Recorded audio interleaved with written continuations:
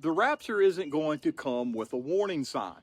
There won't be a sign in the sky that says, you've got 24 hours and now you've got 12 hours. It's described as happening in a moment, in the blink of an eye. The rapture is closer than most people think, but the question everyone keeps asking is this: when will the rapture actually happen? Is it years away? Is it decades away? Or could it be a lot sooner than we're ready for? Because if you look around at what's happening in the world right now, something just feels a little off. Something feels different. There's a shift going on, not just politically, not culturally so much, but spiritually. The Bible talks about a time when things would start to align, when events would begin to move faster, when what used to take decades would only take years, and what used to take years would happen almost overnight. And that's exactly what we're seeing now. But here's the truth most people don't want to hear. No one knows the exact day or hour. And Jesus made that very clear. So if anyone is out there setting dates or making prediction, they're stepping outside of what Scripture actually teaches. But that doesn't mean we're in the dark on this whole subject, because while we may not know the exact time, we can absolutely recognize the season. I want you to think about it like this for a moment. If you walk outside and you feel a cool breeze, the leaves start changing, the temperature drops. You don't know the exact day winter is going to begin, but you know winter's getting close. And spiritually speaking, we're feeling that same kind of shift right now. The Bible describes a generation that would see certain things happening all at once. I just wonder, are we that generation? Things like global instability, moral confusion, a falling away of truth, and at the same time, a rapid spread of the gospel around the world. And for the first time in history, all of those things are happening at the same time.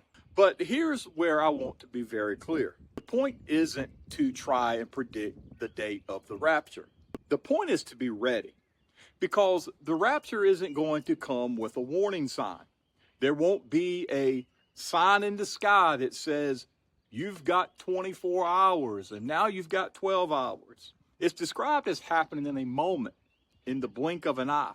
A normal day, a beautiful day maybe, a normal routine, and then suddenly everything changes. And that's why the timing matters, not so you can calculate it, but so you don't delay getting right with God. Because a lot of people live like they've got plenty of time. I'll get serious later, or I'll deal with this when I'm older. I'll fix things eventually. I know I need to change, but I ain't gonna mess with it right now. What if that later isn't there? What if the season we're in right now is much closer to that moment than we realize? I don't say that to bring fear, but it is reality. And honestly, if you think about it, it's mercy from God, because every single day that passes is another opportunity to get prepared. The question isn't just when will it happen. The real question that we should be asking is, will you be ready when the rapture happens? And readiness isn't about knowing timeliness.